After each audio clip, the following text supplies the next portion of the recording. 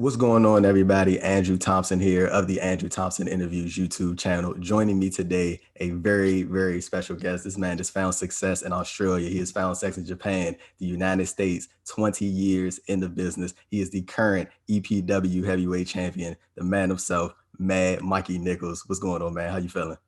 I'm good, man. How are you? Good to talk to you.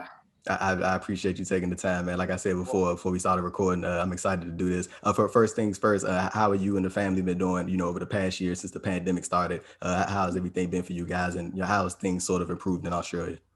It's actually like we're like pretty. It's pretty amazing down here where we are, Yeah, especially where I am.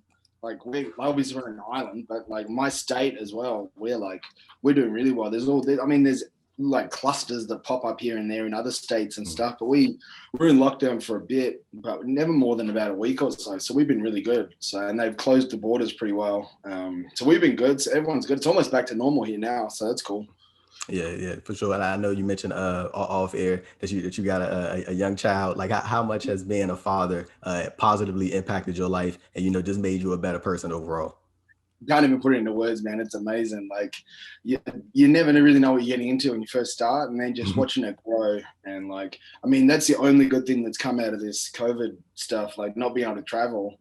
It means I've been home for pretty much nonstop for the last year or so. And like she's 3 in August, so the last year has been just the changes. Like every day is something new and something different. She grows, or now it's having a conversation with her. I'm like, who taught you all these words?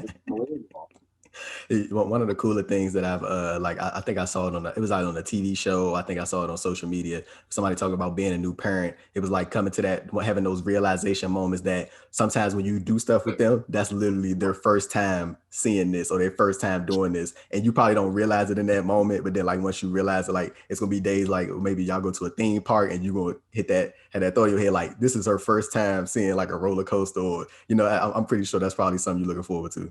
We had that moment first time she tried ice cream, so that was a thing. So, but now she can't get enough of it. So my wife hates it, but my little girl loves me because I'm the one that buys her ice cream all the time.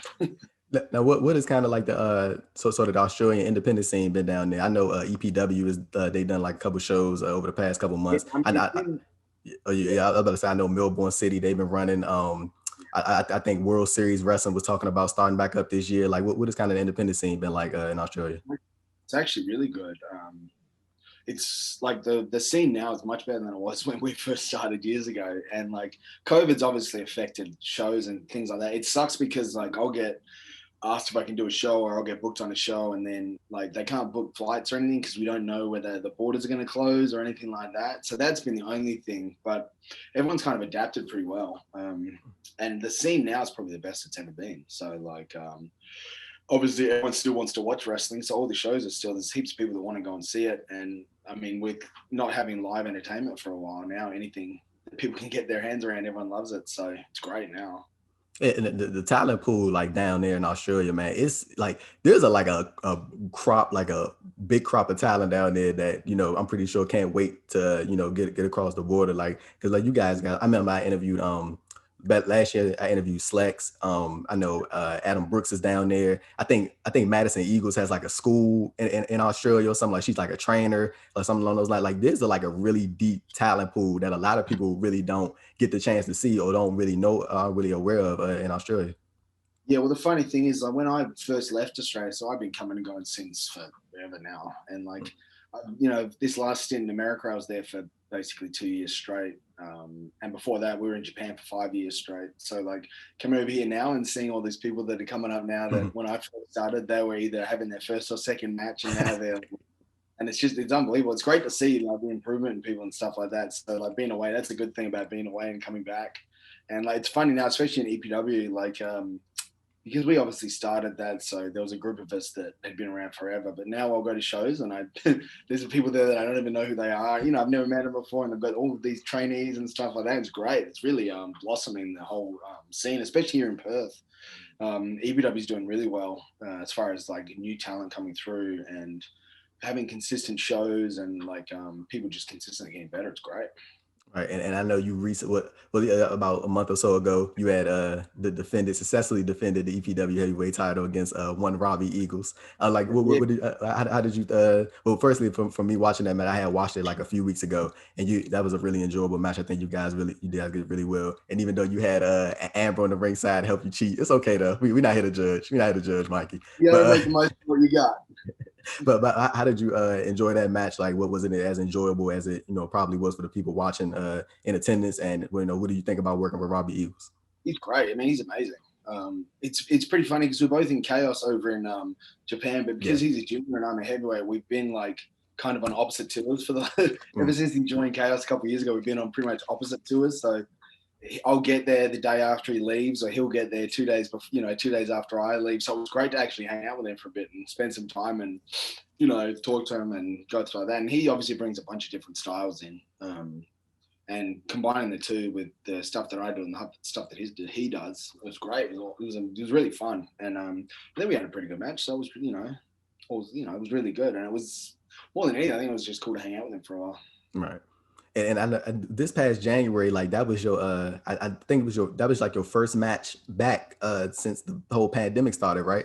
Yeah, it was. Yeah. Yeah. So how was kind of like that, that stretch from not competing from, I think like March or something of 2020 to, getting back in the ring the following year in January. And then like, that was more so of a decision to just wanting to make sure everything was in order and, things were safe before you eventually got back in there, right? I mean, that was the first time basically since I first went to the States when I was 19, 20. So like, it's the first time in about 15 years that I like have gone that long without actually wrestling. So it was all I've ever known is basically, packing your bag every weekend and going to do a show, and then you come to do nothing, and then it comes to a Saturday night and you just like, what do I do? And saying before that, you were of course in New Japan. I think you guys towards the later end of your last run with New Japan, you guys did like the World Tag League. You were with Jeff Cobb. I think you guys were like tied for like 6th place. That you guys had you guys racked up a couple wins, got some nice points in there. Did you enjoy doing the NJPW World Tag League with Jeff Cobb? Yeah, it was great. I mean, I hadn't met him before we went over there, so like he called me. We messaged back and forth before it and stuff, but like it was kind of just like we just gelled really well and we just kind of fell into a groove from the first match on. I think we had some really good matches, like unexpectedly good matches, which you wouldn't think would be good, but I think they turned out great. And he was a great partner. So like I had a lot of fun tagging with him, and I hopefully he had a lot of fun tagging me. But he's super athletic too, so like we would just kind of put a few moves that me and Shane used to do, and he could just cover the shit. Right. Shane's athleticism, and I just did stuff. So it's easy enough to put that in. I mean, I've done tag wrestling for forever. For a long. It's easy enough to kind of just fall back into the groove of it. And especially the guys that you're wrestling over there as well. Like some of those guys, like we wrestled like Tenzan and Kojima and stuff, and like they're so giving with the things that they do, and like it's just and I remember one of the shows we wrestled, it was Tenzan and Kojima, and Tenzan was explaining his moves to me, and I was like, I know. And he was shocked that I knew what his. I was like, you have no idea. Right. Like we've been watching you for years and years, and these guys they just don't have any idea. They're just so modest and they don't realize the impact they had on the wrestling world. And it's just great being a part of that. Yeah, say Kojima's doing this thing right now over in Impact Wrestling. He's like, so it's cool to see him. He's one of the most fun guys to wrestle. And he's just one of the fun guys as well on the boss, or just like backstage and stuff. Always just messing around with the boys and stuff. It's great. The atmosphere over there in New Japan, it was amazing. Like everyone just kind of accepted me straight away. That's cool. It was great, yeah. And you're still with New Japan, right? Like you're still with still with the company. I'm still in contact with them and stuff like that, but like, because we've got. Like I don't know the travel thing, and then there's quarantining there and here, and then I don't know whether I need the shots and stuff like that. So I'm all booked in to get at least my first vaccine shot. So I'm trying to get all on top of all that, so that when it becomes easier, like there's no hold up and no hassle to just jump straight back into it. So, but just the not knowing of it is what kills me. Like just I'd like it's hard to get my head around the idea of like. That I actually can't control anything about it. It's completely out of my hands, and that's kind of hard to come to terms with. But we're getting there. I'm still in contact with them, and still kind of checking in and just seeing how things are. So, it should pick up. Hopefully I'll pick up where I left off, and it's kind of it's a bit frustrating because I was on a pretty good run over there. Like going from the first time I was there in the New Japan Cup, I had a pretty good showing then, and then me and Jeff did pretty well in the as far as we did pretty well in the tag league, and it was just kind of I felt like I got the ball rolling, and then the rug pulled out from under me. It was pretty good when I first because I had to renew my residency over there, so I went over there for 3 days and came back, and then I was supposed to go back for the New Japan Cup. When was it? I don't even know what year in last year. I guess it was. Yeah. And 2019. 2019. Yeah. 2 days before I was supposed to fly out, they cancelled all the flights and closed everything, and I was like, fuck. So I had everything planned, merch made, t-shirts printed, everything all ready to go, and then now I've just got a giant stack of stuff that I can't, that I can't get rid of. So just looking forward to getting back over there, getting back into wrestling and stuff. It's been a godsend that it's been so good here in Australia, especially in Perth, because you get that wrestling itch. I never knew I'd miss wrestling when you don't have it. So it was good to get back into it, especially here in Perth. Talk going back to EPW. Are there certain names that you can bring up that people should probably be on the lookout for? Like, of course, you see stuff on Twitter, and you read certain stuff. But is there from somebody that's actually there? Are there certain people that you look at and be like, I get them a couple years, man, before they take off or they find success? Yeah, there's one guy there that's been doing it as long as I have, David Storm. He's one of the best that I've ever been in the ring with. I follow Davis on Twitter. Yeah. Yeah, man, he's taught me so much and everything like that. I don't think that he really gets the recognition that he deserves for for what he's done for Perth wrestling, and he's still going. Still doing his thing. And also, as far as Team DK goes, we've got our guys Marcus Pitt and Damian Slater, the Untouchables. So when they're on their game, I think there's no one better in Australia. But I mean, EPW's got heaps of there's a few of the young rookies coming up now. But I think people are going to keep their eyes on.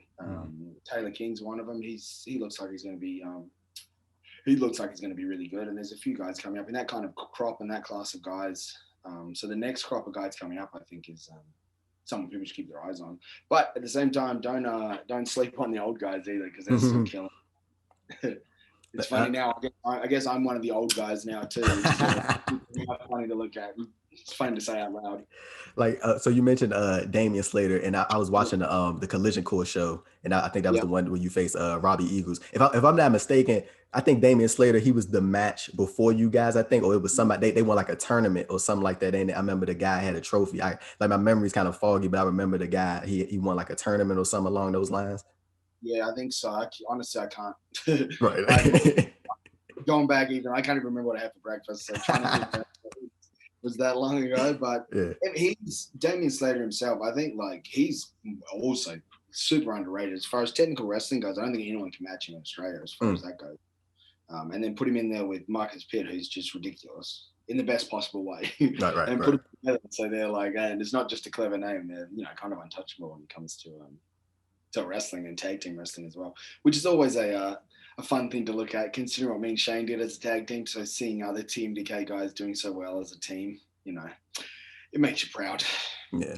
And going back to New Japan, I say over the past 4 or 5 months, man, they've had a real kind of rough go at it. Of course, because of the state of emergency in Tokyo and in certain areas of Japan as well. You got Will Ospreay that got injured. He had to vacate the IWGP World Heavyweight title. I'm sure that just put a dent in so many plans. They had to postpone the Wrestle Kingdom. I mean, well, not the Wrestle Kingdom, the Tokyo Dome show. They were supposed to run Yokohama Stadium. They had to cancel that. Now you got to crown a new IWGP Heavyweight Champion. And then I remember Fit Finlay. He kind of spilled the beans on a podcast he did that when David Finlay and Jay White and a bunch of other guys, they tried to get out of Japan and head back to the States or head back to the respective areas of the country, and then it was just a thing where too many people tested positive for COVID and they had to stay in Japan, and it was in quarantine, and it was just I talked to Juice and stuff like that, and some of the stuff they did over there just sounded rough.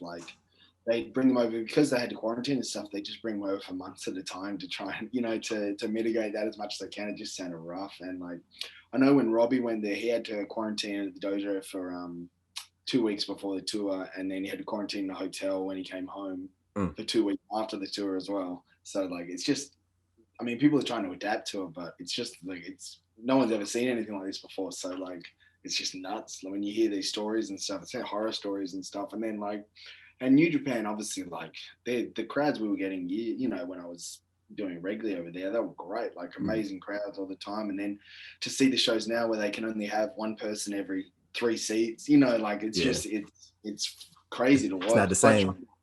So I trying to watch WWE with that Thunderdome thing. I'm like, I don't know, that's just, I mean, more good for them for figuring out a way to get around it, but it's hard to watch without a crowd there, you know. Like, I see now they're having more crowds now. So that's cool. I mean, wrestling needs crowds. You know, it's not the same, man. It's not. So it must have been rough. Like, and I still talk to Shane and stuff as well, and he's, you know, wrestling, doing stuff in front of no, you know, it just seems weird in front of no one. Or when they had some of the NXT guys in the crowd, and they had those big plexiglass things around. It just looks weird. But hopefully it's, I don't even know. I don't want to jinx it by saying that things are getting better, but they seem like they're at least on an upward, you know, trajectory, at least a little bit.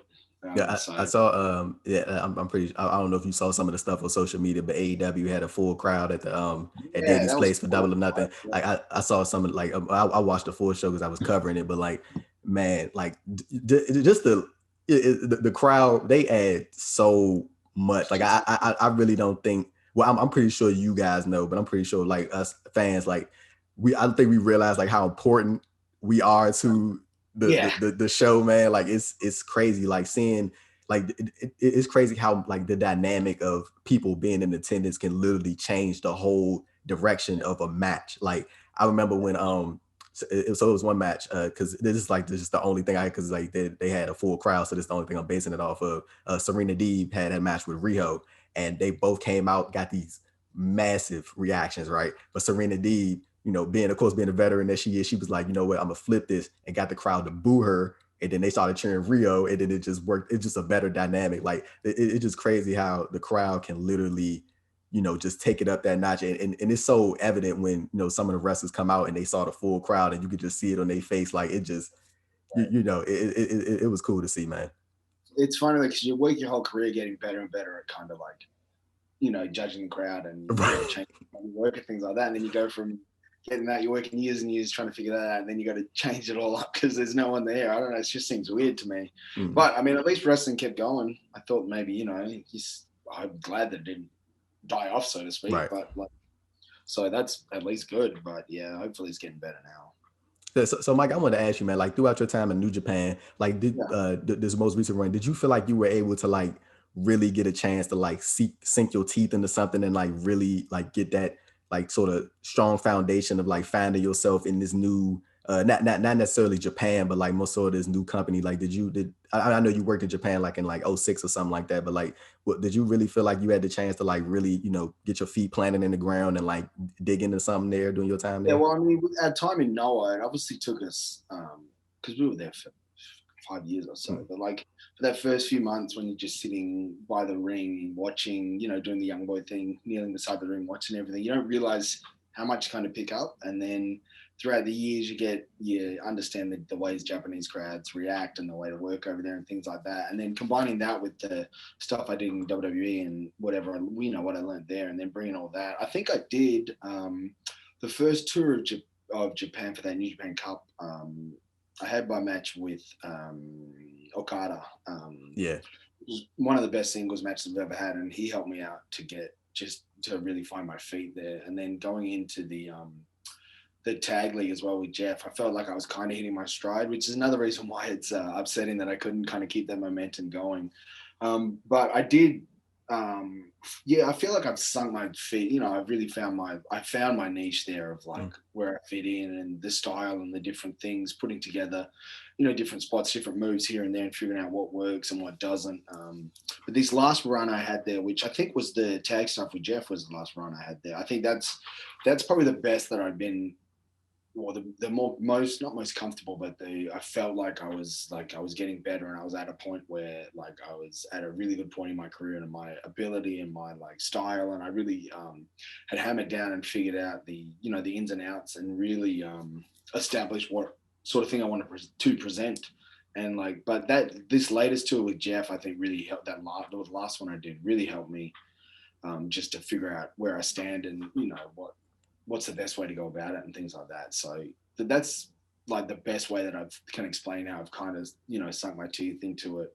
There's nothing, no like moment in particular that I can put it down to, but it's just like you get used to working guys. You've worked, you know, because going in that first tour, I've never worked some of the guys before, and then by the time I'd gone with Jeff, I'd worked a few times, and you find little spots and little things that, you know, work there, and you just kind of incorporate that. Like I'd never wrestled Ishii before, and then we had a match with him, and I think we gelled really well. So, you know, for having never worked before or anything like that. And that match was really good. It came off really well. So that was actually a moment when I thought, okay, I can, you know, I know what I'm doing now. You always kind of second guess yourself, especially when I first went back over there for that first tour with New Japan, after I left NXT.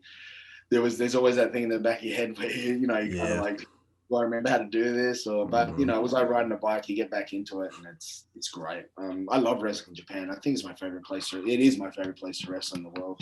How about I say that's kind of one of the things I'm like more so interested in hearing wrestlers talk about. Some of like so some of the, I guess, mental struggles / you know, self-doubt that a lot of wrestlers have, and I don't think we sometimes realize that, you know, some of you guys really do have those, you know, same thoughts, and like, as you exude so much confidence, you know what I'm saying? That's part of the illusion. So I'm glad that I come across like that. But yeah, but like how has that, like, you know, of course you've been as experienced as you are, like, do you think just over the years that that is sort of eased, or do you know, like you mentioned, you still have those same kind of thoughts from time to time, like you still get the butterflies before you go out?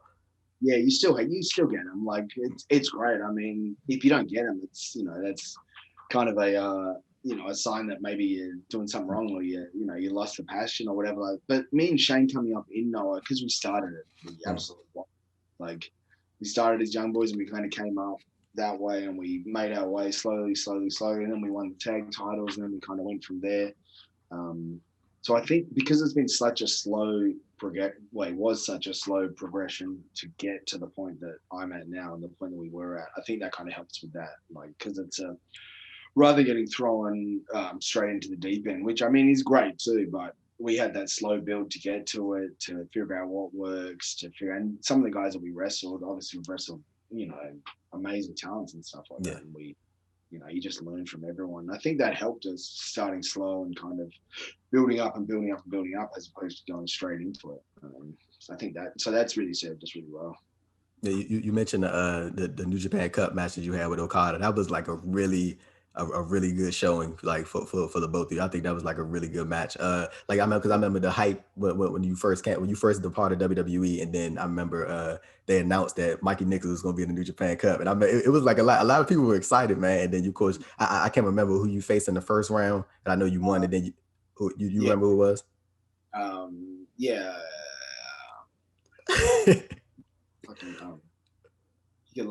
But was it a young boy that you faced? Thomas' brother, Hikuleo. Hikuleo. Yep, that's who it was. And then you went and faced Okada. Because obviously, you know, people like shoot names and regular names, so I'm trying to run through my head. But no, he was great because he was just started then too. So like he was kind of, that's what I mean about getting thrown in the deep end, which worked out great for him because he's doing great now with the New Japan Strong stuff over there. I just thought he had that Falls Count Anywhere. I think it was a Falls Count Anywhere, no holds barred match, whatever it was. That looked really good. So he's doing great. He kind of got the short end as well because he went over to do his stuff in Rare Pro. Yeah. Yeah, and then obviously that all got thrown up. So then, you know, but he's landed on his feet now. And I mean, look at the heritage. You can look at the bloodline he comes from. So you know. But that was really good. I think we had a pretty good showing, both of us, in that match. And then I was surprised that me and Okada are in not surprised he was in the main event, but surprised that I was in the main event for the show that we had our match. So that was great. And obviously that was butterflies were in the old stomach that show. I'll tell you that much. Yeah. So what was Okada like? Was he like as smooth to work with as you know one would, you know, as I would see him on TV? Yeah, it's unbelievable. He's the best I've ever been in the ring with, without a doubt. Just relaxed, cool, calm, everything. Just, you know, everything works, everything fits, everything makes sense. It's great. Plus, being a part of being like in chaos as well. So like we're obviously on the same bus and we're hanging out. And So like it was cool. Just kind of getting to know him before and after as well. I think it's fun. And I know New Japan, they did like a couple a couple shows in Australia as well. I think the Southern Yeah. the Southern Showdown shows or some along those lines. I think that was called. Like what was that experience like? I'm pretty sure that was cool to, be under the Yeah, New that was Japan great. banner but being at home. Yeah, it was cool too because me and Juice were tagging then, and like Juice is great. So like we get on great, and the matches we had were fun and they were great. So like, and coming over here as well, it was pretty funny. I was actually really sick a couple of days before we left to come to Australia, so I couldn't get out of the hotel room for a couple of days. Like I was never been so sick in my life. And then that plane flight to get over here, I was just like, whoa, I thought I was going to die. And then stuck in the hotel room in Melbourne. And then I was just like, I cleared up by the time I got to Sydney. But that match in Melbourne, like, I'm surprised that I didn't pass out in the match. I was sick as a dog that match. But it was great. The people just to wrestle in Australia is obviously amazing every time we do it. We came over here for NXT as well, and that was great. Yeah. And just like knowing that I've wrestled in these places before and wrestled in like tiny little nothing venues, and then you see the places that we go, when we're doing with New Japan or NXT, and it's great to see how far you've like personally You see how made far it. you see, yeah, kind of thing like that. So that was great. And my brother lives in Melbourne as well, so that was That's fun. cool. Yeah, so it was cool to see him and everything. So yeah, but those tours were great, and it was really fun, like traveling with everyone, and like I was saying, tagging with Juice was great fun, like the whole time. So like it was just great. So we were having fun. I say, Mikey, let me ask you, man, have you ever like had the chance to like sit down and like think about like all that you've done in your life? Like, have you ever had that moment where you just like, damn, like I've like I've done a lot, I've seen a lot, like because I don't think a lot of you guys, like a lot of wrestlers, whether it be male or female, I don't think you guys like really, well, not all of you, but like I don't think you guys like really take the time to like realize like how much you have accomplished like in life. Like I think that's like a really cool thing. And I mean sometimes maybe you just don't have the time because you just on go mode 24/7. No, yeah, that's what I mean. Thank you for saying that. But I mean, like, because when you're wrestling, there's always something else that you want. So you're always working towards something. So like when I first It's started, always the next thing. yeah. So when I first started, all I wanted to do was, I want to wrestle in America. So I moved to America, wrestling there, and then we did this. So then I went to Japan in 05, and then I was like, well, this is where I want to go. So then we did the stuff with Harley, and then that took me and Shane to Noah, and just kind of take it as it comes, one thing after the other, and just there's always something more that you're looking towards. So you never really get a chance to stop and sit down and reflect on what you've done because you're always aiming for, because you always want to do something more, and nothing, it's probably not a good way of looking at it, but nothing's ever kind of, Satisfying. yeah, nothing's ever good enough. You're always trying something better. But no, like I mean, it's given me time now this last year to kind of sit back and like doing shows now in Perth and like just meeting people and stuff, and like people are kind of, I don't want to say intimidated, but people like take a step, they don't want to come, and it's just like I don't even imagine. But obviously, if I was in their position, if I had seen someone that had been wrestling all around the place, like when I first started, all that we wanted was, we could meet anyone that said they'd had 2 matches, and we'd be like, "You are amazing." So so it's cool when that kind of happens. It gives you a chance to kind of reflect and see. But realistically, you never like you said, you're never satisfied. So you're always chasing that next thing.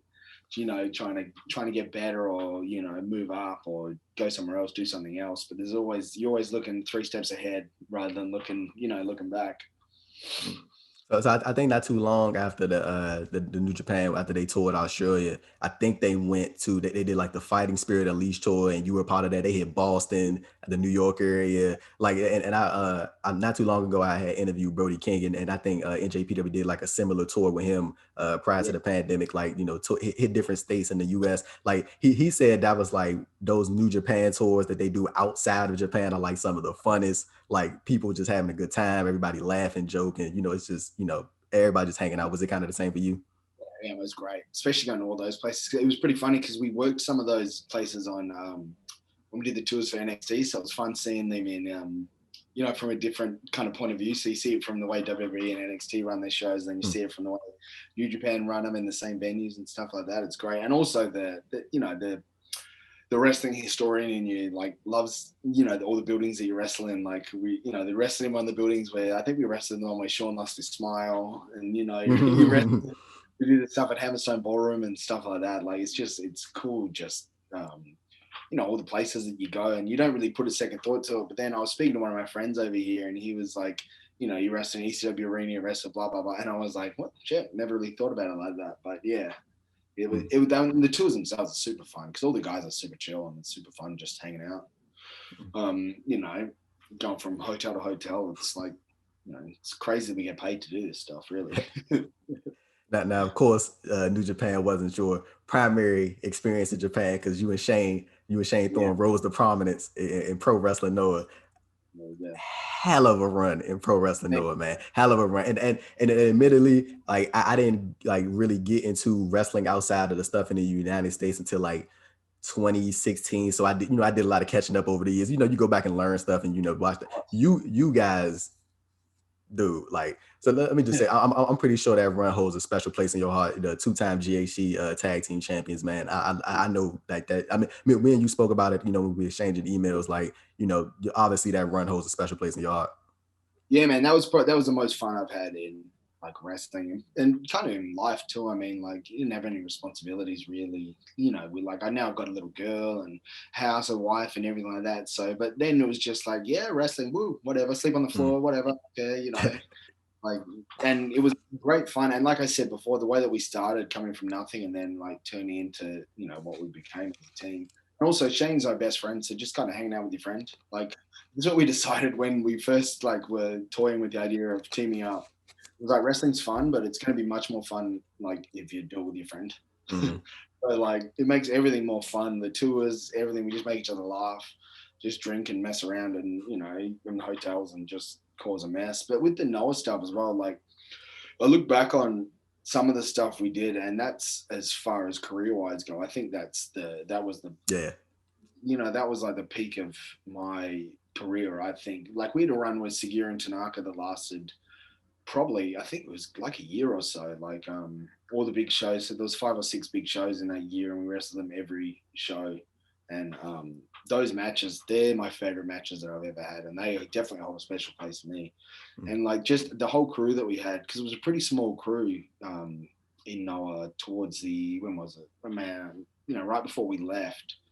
It was a pretty small crew, but the shows that we were putting on, and the matches that we were putting on were just unbelievable. But like no one was seeing them, so that was the worst part. But I mean, like combined together, we all kind of came together and we were putting on really great shows. And yeah, it does hold a special place in my heart. I loved my time there, and I love that made me fall in love with Japan and Japanese wrestling. And obviously I still love it over there, and I can't wait to get back there. And like, can never thank everyone in Noah enough for taking a chance on just 2 idiots from Australia. I can even tell just by the way that you're talking about it, like how how proud you are of that time in your career. You could just tell by the way you're talking about it that meant a lot to you. And like even didn't you get a chance to work with Kenta before he went to WWE when he was in Noah? Like, and I say I know that was like when he was like he was hot. And he was the king. Like because when he took the GHC title, me and Shane were the tag champs then. So we went through a thing where Shane wrestled him 1 month, and I think the next month I wrestled him for the title. And those were great. And coming up as well, Kenta was he's the baddest man on the planet coming up. He's like had more about him. I always remember, I think for Shane's maybe his 21st birthday, maybe his 20th, whatever, I bought him a Kenta t-shirt. That's just funny now to know like that he was everyone's favorite wrestler, and then like we like then when we went to NXT and stuff, we became close with them and like just exchanging messages with him, and it's like, what is this life that I'm living? This is nuts. But yeah, he was great to wrestle. And then when I did get to work him in New Japan as well, that was really special. That match was. It was just it was kind of a tag match. But we like got in there together, and we were just, it was just like like we used to in Noah, and just beat the shit out of each other. So yeah, that was great. But wrestling him, it's a whole nother world as well. And between Kenta, Marufuji, and Segura, between those three, I don't think I've ever learned anything more from anyone. And I don't think they really realize what they taught me, especially Segura. You don't realize how much you learn when you get the shit kicked out of you for a year straight by the same guy. But that guy's a machine. Segura, he's unbelievable. And between the three of them, they kind of made me the wrestler that I am now. So you can never thank them enough. Yeah, I think Segura. I think he's still with Noah, right? Yeah, Segura. Yeah, he's still. he was like I think he challenged for the national championship, the GHC national championship recently or something along those lines. But I was going to ask you, did you get the chance to see the Masawa Memorial Show that they recently did? Did you get a chance to see No, some highlights of I that? haven't had a chance to see it yet. Obviously, I'm trying. I don't have much time on my Right. Yeah. hands now. Right. Not as Right. much as I used to be able to watch all the stuff. But they're always special shows, and it was always great to be a part of them. And now just to watch them and see they're keeping the tradition going with the shows and things like that, it's great. And like everyone kind of ups their game a bit for those shows, so Right. they're all good to watch. So I'm looking forward to watching it.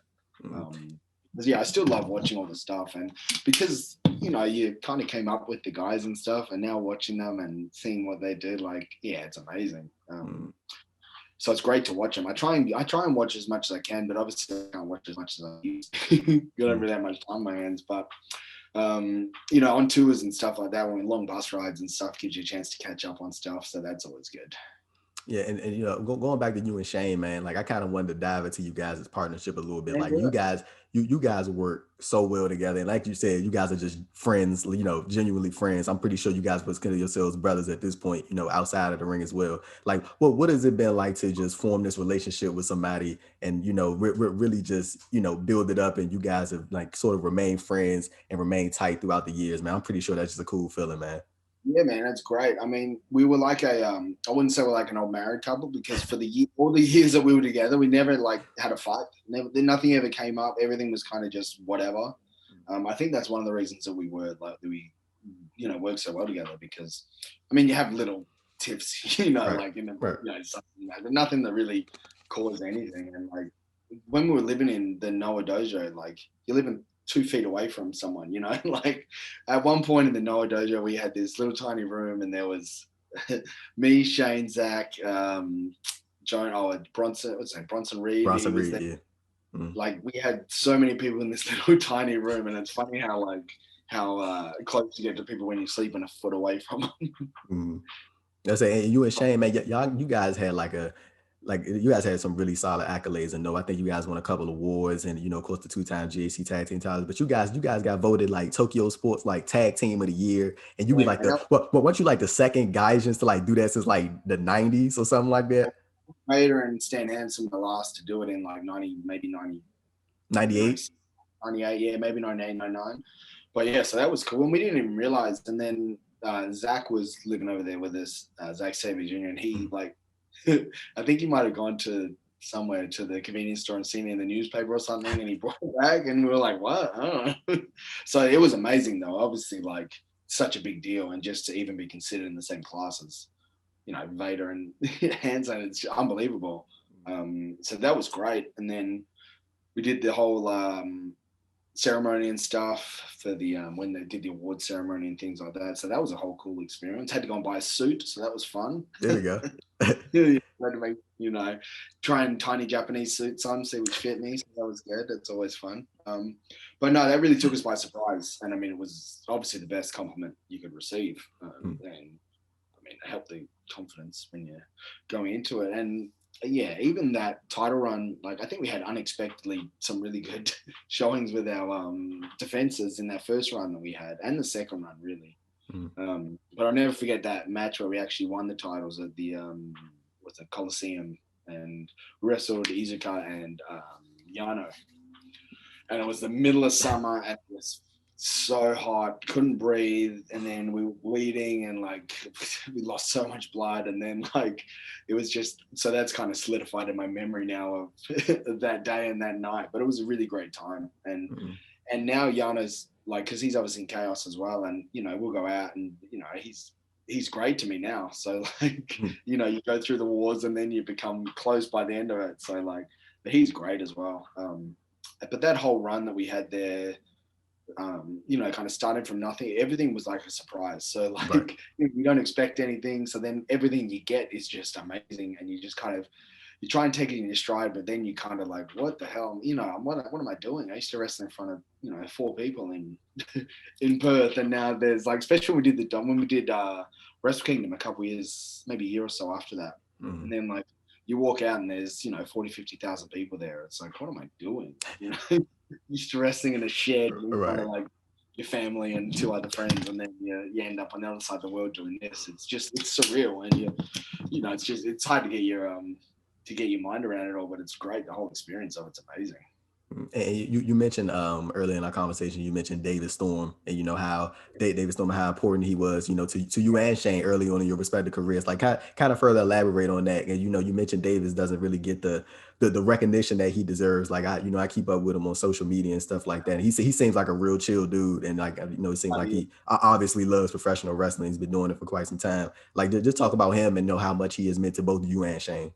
Well, I mean, he's kind of the reason that he's the backbone of EPW, and he's the one that's kind of always been there, always, wrestling at a really high standard. And he said that from the very start. So from the very start of when EPW started, he was having matches far beyond what anyone else was, and he's kind of kept that up, and everyone's just been trying to catch up to him for years. And but training wise and things like that, he was always there to train. He was at training, every night. I think he definitely had a major part in Shane's training, and he had a part in my training as well. So he's, like I said, he's the backbone of EPW, and without him and his drive and his kind of enthusiasm for wrestling that really has never waned over the years. I think that's helped everyone, not just me and Shane, but everyone in EPW. And he set a standard now that I think other people in Australia have tried to, they see that what he's been doing for so long and the quality he's been putting out, and it kind of forces everyone to kind of up their game and things like that. So it's not just EPW that he's had a influence in. I think it's a lot of Australian wrestling. Like there's the class of guys that came before him. So like Hartley Jackson and Havoc and things like that, they came before and they really set the standard. And they've still been doing that. And Dave kind of picked up the pieces and he kept it going. So between those three, they're the ones that really set Australian wrestling on fire. And they've still been doing it now. Hartley Jackson now is back over in 01. So he's doing his thing over there. Havoc's doing his stuff in Adelaide, and Dave's doing his stuff here in Perth. So like he's been a major influence on me and Shane and basically everyone in Australia, I think, from my point of view. I'm glad that you were able to sort of give him his flowers per se. It's all, I think it's always good to let people know how much you appreciate him, and stuff. Stuff make people feel good, man. But like speaking back on Shane, like I want to get your thoughts. Like what did you kind of think of, like the stuff that he was doing over the past few months or so, with the slapjack and the mask, because like obviously I think we all know how talented Shane is in the ring and stuff like that. And it seemed like they were kind of doing something, like they were heading somewhere when they kind of paired him with Brendan Vink, and they were doing the stuff with MVP, and it seemed like things were kind of they were going somewhere. Then here come the slapjack stuff. Like what did you kind of make of all that? I don't know. I feel like they were just kind of throwing stuff at the wall and seeing what stuck. For a while, the slapjack thing was fine because I mean he made it his own as well. He's an idiot, so like in the best possible way. So like he put a hood on him, put a mask on him, it gives him a reason to be more of an idiot. So like, and he's really good at taking whatever they're going to give him and making the most out of it. What do they call it? Chicken salad, chicken shit. He's pretty good at doing that. So I think personality wise, I think it fit him really well. But I think he's such an untapped potential for them over there. Like take the hood off him, and I think let him run wild, and they'll be surprised at what they see and what they get. And going back in the know a little bit, like one match that I had read about, I need to go seek this match out because I'm just curious about like the visual of this match is when you and Shane, you guys had faced Taniguchi and Takeshi Morishima and Noah, and like I'm visual because you and Shane aren't small dudes, like y'all are like 6'2", 6'3", you know what I'm saying? And but Takeshi and Taniguchi, they like heavy set and tall, so like the visual of them against y'all, like that's interesting. Like, do you remember anything about that match? Like, because Taniguchi as well was doing he had the mask gimmick on and stuff like that. So like he was doing more brawling, like garbage style wrestling and stuff like that. And like obviously that's just fun to do, that kind of shit. So like we could sink our teeth into doing more stuff with tables and ridiculous weapons and things like that. So they were great fun to work those matches. And I think it was a title match. Yeah, that they took the titles from me and Shane. So like we had a few matches leading up to that, 6-man tags, 8-man tags, things like that. And they were all great fun. And that match as well, like just because the style that they both were working then added a whole different more different things you can bring into the matches and different, you know, things you can use, different gimmicks, so to speak, different, you know, whether it be weapons or just brawling on the outside or just messing around. And the fans, they didn't see that very much. So like it was something different as well. It gave us a chance to just to show them a different side of what we can do and what they can do. And I think we gelled pretty well together. And Taniguchi as well, he was one of the guys that I wrestled the most. So like you could go out there and he didn't speak very good English, but like, and I don't speak very good Japanese, but you know, you get to the point where you've wrestled each other, you know, 100 So times. much, yeah. Yeah. So it was fun, and he's a great, yeah. That match was good because it was different. It was something different that we were going into and a different way to approach it, which was fun. So like, it's definitely a fun match to watch.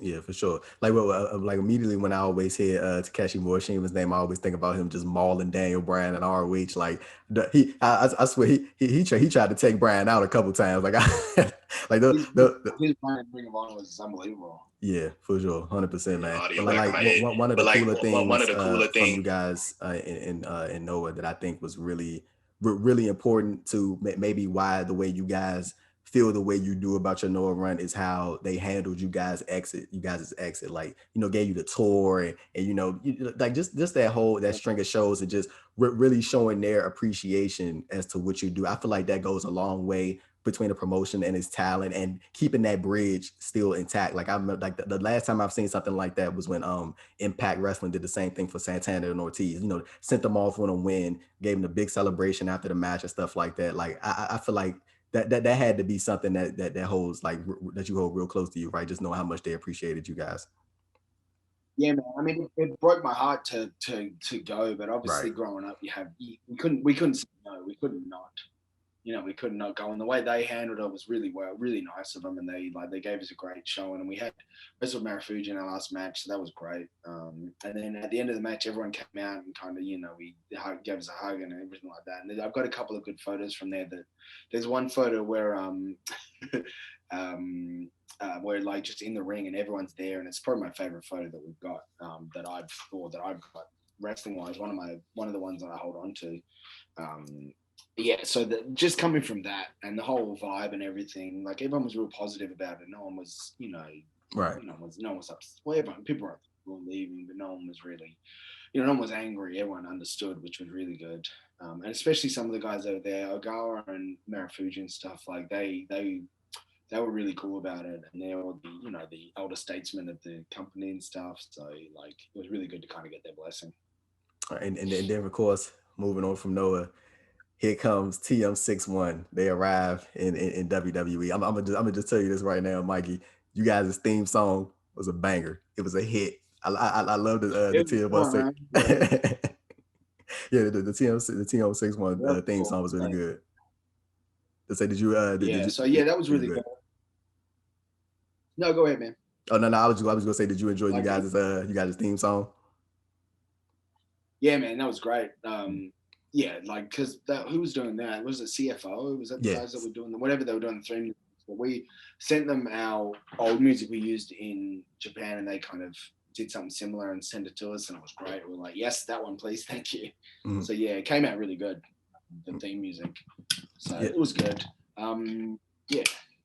I say, like, but I kind of feel like you guys had so much more and like so much stuff to do in NXT and WWE, man. Like, yeah, I think about the match that you guys had with Gargano and Ciampa on that NXT episode, but like I feel like the match that like really got you guys like, you know, really stamped in NXT was the match you guys had with AOP at that takeover. And like the first image that come in my head is Shane doing the dive off the platform, and the crowd was going insane. Like, and I was like, I remember after that match, I was watching it and I was like, okay, TM61, they are here. Like this is it right here. It was funny before that match because we went out there and looked around the ring. Shane kind of looked up at the thing and he was like, can I jump off that? And they're like, can you? I'm like, yes. So of course he's gonna jump off it because he's an idiot. But yeah, so that came off great. And the AOP guys, I was pretty proud of those matches because they were still pretty new in the whole wrestling thing. So like coming from that, and they had a great showing there, and they obviously went on to great things. And just to be a part of that was, you know, it's really nice to think that we helped them along the way. Mm. And of course, like you mentioned, mentioned earlier, you guys did tour, you toured for in Australia for New Japan, and you also did that in NXT as well. Like, I do you remember that you guys would like often? I think you guys would like team with Shinsuke Nakamura in some of the Australia Yeah, shows, and then you guys would work with the FTR, Dax Harwood and Cash Wheeler, the former Revival, and it would be like 6-man tags with like you guys and like them and Samoa Joe or something like that, right? yeah, it was pretty funny because when I was training in the LA dojo fucking years ago, 2005 maybe, 4 or 5. But Shinsuke was over there and he was the trainer over there. So like Mm, I'd known him from back then, and then when he came to NXT, I'd known him through there. I'd met him, we'd run into each other in Japan and stuff like that. Same with Samoa Joe. He came over for a tour with Noah, so we hung out with him a bit over there. So it was fun to be in the ring with him. Just the same way it was fun to be in the ring with Kenta when we eventually did some 6-man tags with him and stuff like that. But it's just, they obviously are amazing. So just, being a fly on the wall to watch what they do and things like that was great. But to do it in our country as well, in our hometown, that was really good. And it was it was pretty interesting going from, we did the show in Perth, and then I just drove home after the show. I drove to, I just went and stayed with my then, what was she, my fiance then. mm. So, and it was just like the show finished, she came pick me up, just went home for the night, like used to a shitty, a hotel room for the night, just Right. go and spend the night. So that was a fun experience. But then coming off that tour as well, we did the show in Melbourne, and then we flew home, and then 2 days later I got married. So Oh, yeah, that that's whole cool, tour man. that whole tour was great. And just to have that to finish it off on, it was like the icing on the cake to a great tour. And it was fun just hanging out with the guys and stuff. And a lot of them had never been to Australia before, so it was fun to just introduce them to ridiculous Australian things and stuff like that. So it was really fun too. It was really good. Did you guys ever like really get any I guess feedback from like Matt Bloom or Triple H about how you guys were kind of progressing in the NXT? Like, what did you ever kind of gauge like what they thought of you guys?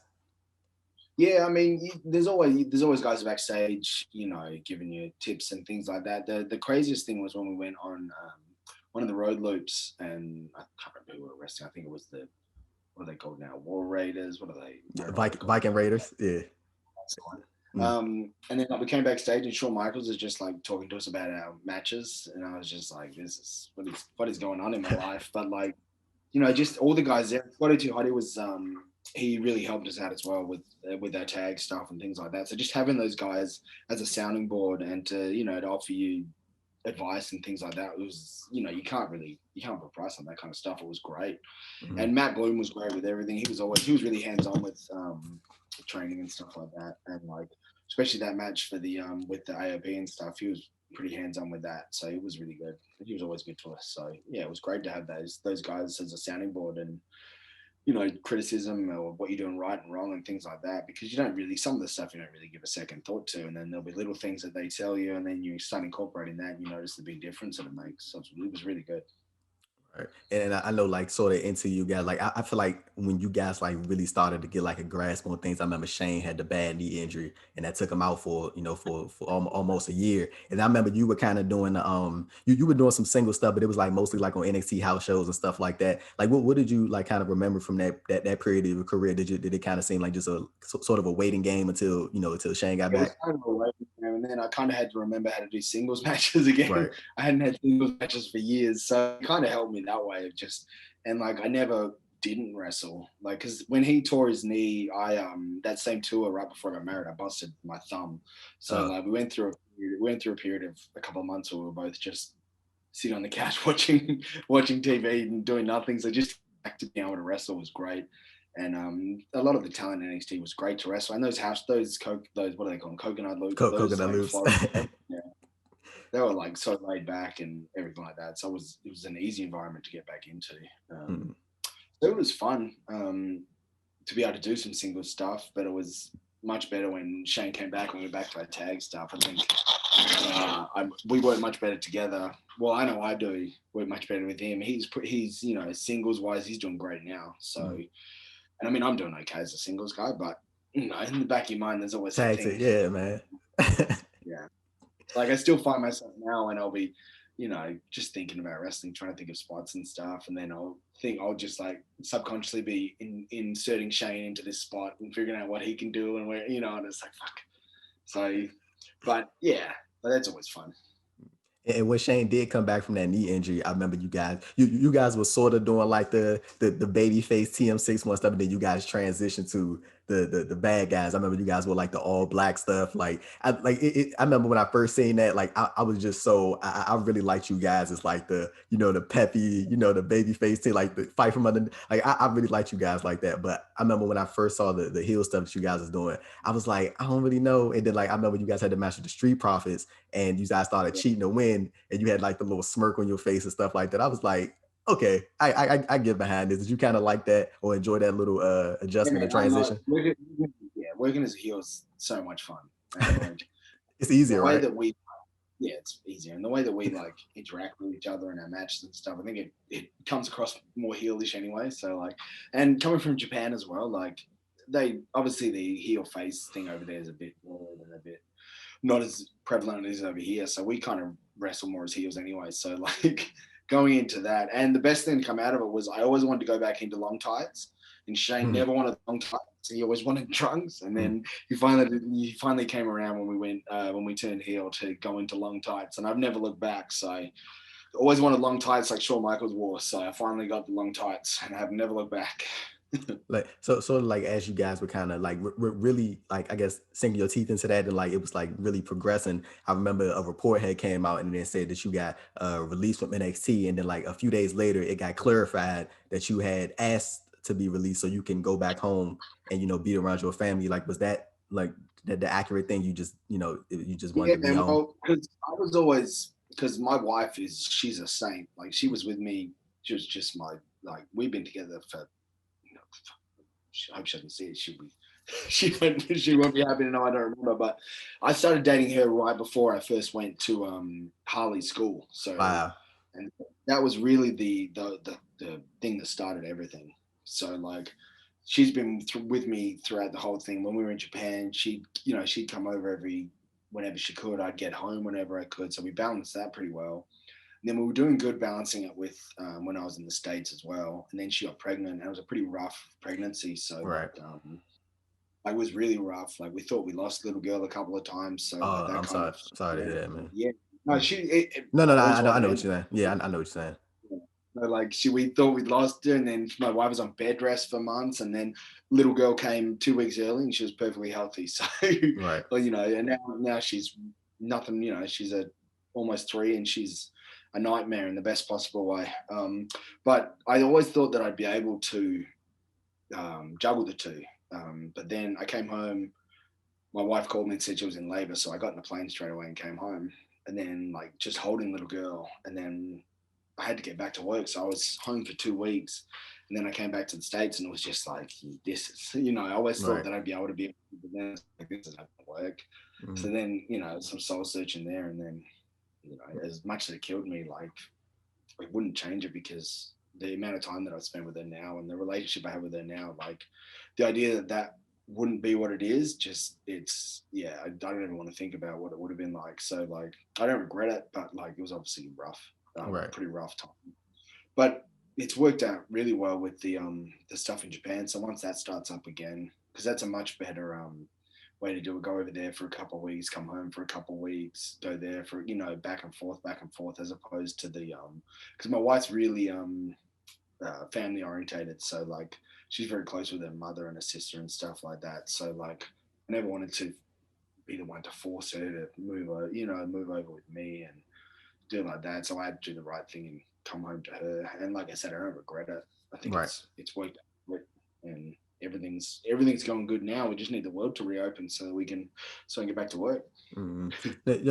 I think that was I think that was a really rough decision to make, but like you said, I think you made a great choice, man. Because like I know you had people talk about it openly all the time. Like some of those years, you don't really get a chance to get them back if you're not if you're not there. You know what I'm saying? So I think that was like I'm pretty sure it was a tough decision, like you just said, but it was a great one, and everything happens for a reason, and everything worked out in the end. So there it is. Much as you don't think it does, you got to keep that mindset. So Mhm. as much as when you're in the middle of it, you don't think, you think what the hell's going on. You just got to wait it out. And, it all works out in the end.